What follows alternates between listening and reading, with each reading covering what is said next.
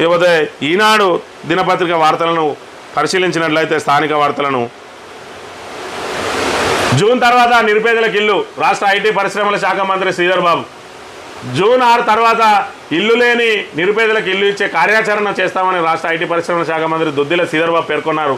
కమాన్పూర్లో బారాసా party అధ్యక్షుడు Kishan Reddy cooption ఇంతియాజు మరికొంతమంది నాయకులు కాంగ్రెస్లో చేరగా వారిని పార్టీ కండువాలు కప్పి పార్టీలోకి ఆహ్వానించారు. ఈ సందర్భంగా ఆయన మాట్లాడుతూ కాళేశ్వరం ప్రాజెక్టులో భాగమైన మేడిగడ్డ బ్యారేజ్ కూలిపోతే బారాసా నాయకత్వం కూలుతూనే ఉంటాయి, నడుస్తూనే ఉంటాయని బాధ్యతారహిత్యంగా మాట్లాడుతున్నారని దుయ్యబట్టారు.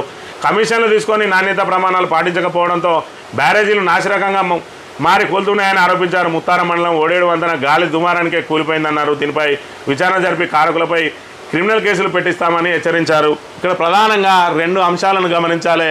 మరి శ్రీధర్ బాబు ఐటీ మంత్రి ఆయన సొంత నియోజకవర్గానికి సంబంధించిందే కాళేశ్వరం మేడిగడ్డ ప్రాజెక్టు.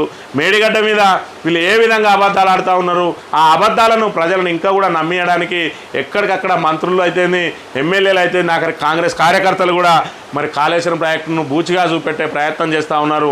మరి కూలితే కూలని అనేది కాదు, కేసీఆర్ స్పష్టంగా చెప్పిండు 4 గంటల ఇంటర్వ్యూలో. మరి ప్రాజెక్టులు అన్న కాడ కొన్ని లోపాలు తలెత్తుతాయి, ఆ లోపాలను సరిదిద్దుకొని ముందుకు పోవాలి. కానీ మీరు నిజంగానే కూలగొట్టాలని చూస్తే అది 100 ఏళ్ళైనా కూలది. ఏదైతే దెబ్బతిన్న బ్లాక్ ఉన్నదో ఆ బ్లాకులో మరి 9, 10 పిల్లర్లు దెబ్బతింటే కావచ్చు, మీరు అట్నే ఇడిచిపెడితే అందులో దెబ్బతిన్నాయి కేవలం 3 పిల్లర్లే. అందులో ప్రధానంగా 2 పిల్లర్లు దెబ్బతిన్నాయి, 3వ పిల్లరు పాక్షికంగా దెబ్బతిన్నది. పూర్తి స్థాయిలో ఆ బ్లాకును తొలగించి మరమ్మత్తు చేపట్టాలి. అప్పటి వరకు నీటిని తరలించడానికి ఆ బ్లాకును ముయ్యాల్సిన అవసరం కూడా లేదు. ఖాళీ మరి ఇక్కడ కన్నెపల్లి పంప్ హౌస్కు నీటిని తరలించి ఇసుక బస్తాలు అడ్డం వేసి కూడా నీటిని తరలించి పైకెత్తిపోయచ్చు. కావాలనే మీరు ఎండబెట్టిరని చెప్తున్న పరిస్థితిని మరి నేను అబద్ధాలు ఆడుతున్నానని ఏదైతే మేడిగడ్డ బ్యారేజీలో నాణ్యత ప్రమాణాలు పాటించలేదని, అదేవిధంగా కూలుతూనే ఉంటాయని చెప్పి మరి బారాసా అధినాయకుడు చెప్పిండని చెప్తా ఉన్నాడు. కూలుతూనే ఉంటాయి కాదు, లోపాలు తలెత్తుతూనే ఉంటాయని చెప్పిండు. అందులో భాగంగా మొన్నటి రోజున ఒడేడులో మరి ఏదైతే నిర్మాణంలో ఉన్న బ్రిడ్జికి సంబంధించిన పిల్లర్లు పైన ఉన్న భీములు మరి గాలికి పడ్డ పరిస్థితి, వాటికి కూడా మరి ఇక్కడ ముత్తారమ్మలో గాలి దుమారానికే కూలిపోయిందని చెప్తా ఉన్నాడు. ఇక్కడ ప్రధానంగా గమనించాలి, ఇక్కడ ఐటీ మంత్రి శ్రీధర్ బాబు గారు చెప్తున్న విషయాన్ని, అదేవిధంగా అదే ఏదైతే మరి కూలిన బ్రిడ్జ్ దగ్గరికి వెళ్ళిన R&B అధికారులు చెప్తున్న విషయాన్ని కూడా ఇక్కడ మనం గమనించినైతే మంత్రులు ఏ విధంగా అబద్ధాలు ఆడుతున్నారు అనేది మనకు కళ్ళ కట్టినట్టుగా కనబడతా ఉన్నది. ఇక్కడనే శ్రీధర్ బాబు మరి నాణ్యత ప్రమాణాలు పాటించగా కూలిపోయిందని చెప్తా ఉన్నాడు. ఇక్కడ అంశాన్ని కనుక పరిశీలించినట్టయితే గుత్తేదారు నిర్లక్ష్యంతో కూలిన గడ్డర్లు R&B సిఈ ఒడేడు వద్ద మానేరులో నిర్మాణం ఉన్న వంతెన గడ్డర్లు కూలిన ఘటనపై R&B ఉన్నతాధికారులు స్పందించారు. చీఫ్ ఇంజనీర్ మోహన్ నాయక్ బుధవారం ఘటనా స్థలాన్ని పరిశీలించారు. ఈ సందర్భంగా సీఈ మాట్లాడుతూ గడ్డర్లు ఏర్పాటు చేసే క్రమంలో గుత్తేదారు వాటి కింద చెక్కలు ఏర్పాటు చేశారన్నారు. నెల రోజుల తర్వాత శాశ్వత చర్యలు చేపట్టాల్సి ఉందన్నారు. అలా కాకుండా ఏళ్ల తరబడి చెక్కలే ఉంచడంతో చెదలు వచ్చి పిల్లర్లపై ఉన్న గడ్డర్లు నేలగూలాయన్నారు. ఏదైతే మరి పిల్లర్ల మీద ఈ పియర్స్ మీద గడ్డర్లు ఏర్పాటు చేసి ఆ గడ్డర్ల పైన స్లాబ్ పోస్తారు. ఆ స్లాబ్ ఏదైతే గుత్తేదారు మధ్యలోనే ఆపేసిండు, ఆ గడ్డర్లు పెట్టే క్రమంలో కూడా దాని కింద పెట్టిన చెక్కలు మరి ఆ చెక్కలు పెట్టి ఏర్పాటు చేసిరు. ఆ చెక్కలను తొలగించి వాటిని సరిచేసి దాని మీద స్లాబ్ పోయాలి. ఆ చెక్కలు పెట్టిన తర్వాత మరి ఆ పనులను నిలిపివేసిండు ఎవరైతే దాని కాంట్రాక్టర్ ఉన్నాడో. మళ్ళీ అటువైపు చూడలేదు, దానికి సంబంధించిన సామాగ్రి అంతా కూడా మానేరులోనే వదిలిన పరిస్థితి. ఆయన డిఫాల్టర్గా మారిండు. ఆ క్రమంలో దాని మీద మళ్ళీ వేరే వాళ్ళకి కాంట్రాక్ట్ ఇవ్వలేదు, ఆ చెక్కలు తొలగియలేదు. అది నెల రోజులలోనే ఆ చెక్కలు తీయాలి. తీయక సంవత్సరాల తరబడి ఉండడంతో అవి ఏదైతే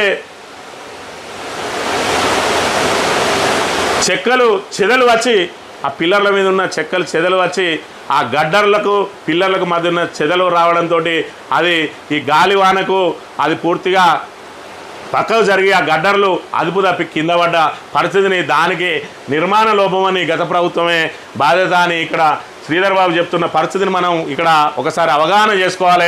ఏదైతే మరి వాళ్ళ ప్రభుత్వంలోని అధికారే ఏం జరిగిందన్నది ఇక్కడ స్పష్టంగా చెప్తూ ఉన్నాడు. నిన్నటి రోజునే 2 సంఘటనలు జరిగినాయి. నిన్న కమాన్పూర్ నుంచి ఈయన మాట్లాడి నాణ్యతా లోపంతో ఒడేడు బ్రిడ్జ్ కూలిందని, ఈయనతో పాటు మరి చిన్న చితక చోటా మోటా నాయకులందరూ కూడా అక్కడ వీడియోలు తీసుకొని మరి ఇది గత ప్రభుత్వ నిర్లక్ష్యంతో కూలిందంటున్నారు. తలకాయ ఉన్న మాటలేనా అనేది ప్రజలు ఒక్కసారి గమనించాలి. ఇక్కడ ఏదైతే దాని కింద పెట్టిన చెక్కలు చెదలు బట్టి ఆ గడ్డర్లు మరి అదుపు తప్పి కింద పడ్డాయని చెప్తా ఉన్న పరిస్థితి. వాళ్ళ స్వయంగా మరి సిఈ ఏదైతే ఆర్ఎండ్బి సిఈ మోహన్ నాయక్ ఉన్నాడో ఆయన పరిశీలించి అక్కడ ఏం జరిగిందో చెప్పిండు. కనీసం మరి అక్కడ జరిగిన సంఘటన మీద అధికారులను పిలుచుకొని రివ్యూ చేసి ఆ రివ్యూ ద్వారా ఏం జరిగిందో ప్రజలకు చెప్పాల్సిన మంత్రి బాధ్యత రాహిత్యంగా ఈ విధంగా ప్రభుత్వం మీద, గత ప్రభుత్వం మీద బదనాం నెట్టే ప్రయత్నాలు చేస్తున్నారు. అంటే వీళ్ళకి ఎక్కడ ఏ అంశం చిన్న లోపం జరిగినా కూడా దాన్ని గత ప్రభుత్వం మీద ఏ విధంగా నెట్టేస్తున్నారు అనే అంశాన్ని మనం గమనించాలి. రేవంత్ రెడ్డి దగ్గర నుంచి శ్రీధర్ బాబు దగ్గర దాకా కూడా ఇక్కడ ఉత్తమ్ కుమార్ రెడ్డి మాటలు చూసినాం, అదేవిధంగా మన కోమటిరెడ్డి వెంకటరెడ్డి మాటలు చూస్తున్నాం, ఇక్కడ శ్రీధర్ బాబు మాటలు చూస్తున్నాం.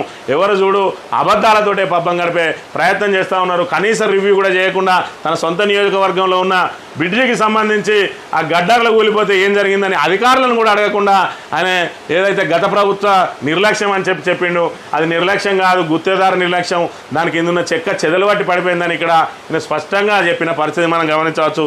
ప్రజలారా ఇప్పటికైనా మీరు గమనించండి, కాళేశ్వరంలో కూడా ఆ చిన్న లోపాన్ని ఎట్లా ఎత్తి చూపి అది చేస్తూ ఉన్నారో దీన్ని బట్టి మనం స్పష్టంగా అర్థం చేసుకోవచ్చు. ఇది ఈరోజు ప్రభుత్వంలో మరి ప్రభుత్వం నడపడం చేతగాక ప్రజలకు సౌకర్యాలు కల్పించలేక ఇటు మంత్రులు ఇటు ముఖ్యమంత్రి ఏ విధంగా అబద్ధాలు ఆడుతున్నారు అనేది ప్రజలు గమనించాలని కోరుతూ ఇది ఈరోజు మార్నింగ్ న్యూస్. తిరిగి రేపు కలుద్దాం. Thank you very much.